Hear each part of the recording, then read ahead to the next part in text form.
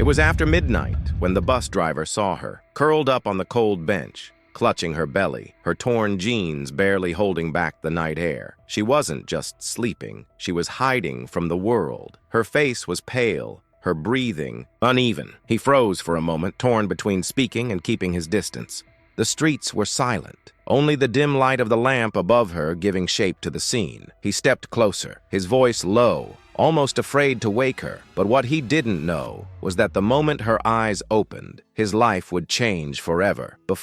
I tell you what happened next. Tell me in the comments. Where in the world are you watching from? Her name was Emily, 23, working 2 jobs until the day her landlord found out she was pregnant. This is a quiet building, he'd said, as if a baby's cry was a crime. By the end of the week, her room was empty, her clothes stuffed into trash bags. With no family nearby, no savings, and a belly growing faster than her options, she had been wandering for days. That night, the bus stop was the only place with a roof over her head. Jack, the driver, had been on this route for 20 years. He'd seen drunks, runaways, and lonely souls, but something about Emily made him pause. She was too young, too far along, too still. He called her softly. She stirred, opening her eyes to see a stranger in uniform. Panic flickered in her gaze, and she tried to sit up, ready to run, but her legs trembled, and she winced in pain. Jack didn't ask questions. "Come on, it's not safe here," he said, his tone gentle but firm. She shook her head, clutching her bag. But when a car slowed near the stop and 2 men inside shouted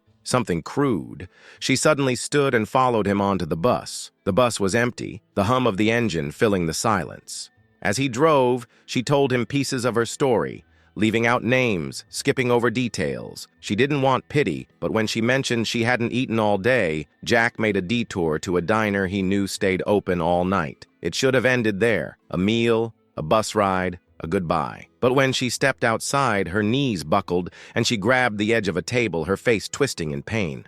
Jack's heart pounded. "Is it time?" She nodded, tears spilling down her cheeks. They didn't make it to the hospital on time. In the back of the bus, with Jack's trembling hands holding hers, Emily brought a new life into the world. Sirens arrived minutes later, but by then, the baby was already wrapped in Jack's jacket, his tiny cries echoing inside the empty bus. In the weeks that followed, Emily stayed in a shelter Jack helped her find. He visited often, bringing groceries, baby clothes, and quiet company. She had been thrown out for carrying life, yet found kindness in a stranger who refused to look away. Sometimes Emily would tell him, "You didn't just drive a bus that night, you drove me back to hope. If you've watched this far, comment the word shelter, because sometimes shelter isn't just a roof. It's the people who stand beside you when the world turns its back. And if you liked this story, press the screen to watch this even more exciting one, I promise.